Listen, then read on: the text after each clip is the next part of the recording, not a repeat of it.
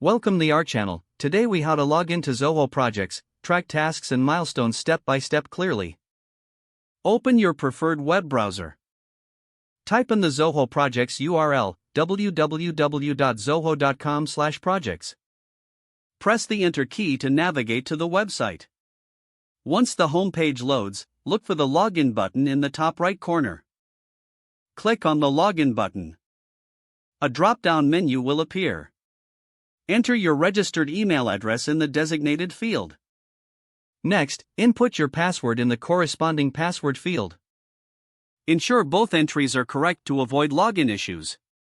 After entering your credentials, click the Login button at the bottom of the form. Wait a moment as the system processes your login request. You will be redirected to your Zoho Projects dashboard. Once on the dashboard, familiarize yourself with the layout. Locate the Projects section to view your ongoing projects. Click on a project to dive deeper into specific tasks and milestones. Explore the task list to see your assigned responsibilities. Take note of the milestones to track project progress effectively. Adjust task priorities or deadlines as needed for better management.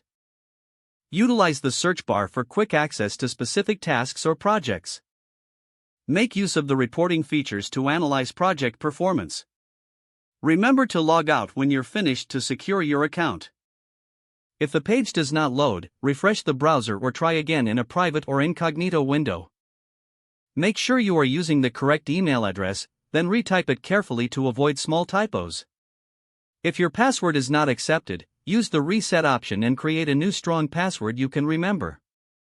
Check your spam folder for verification or security emails, then complete any requested confirmation steps. Enable two-factor authentication if available to improve account security and reduce unauthorized access risk.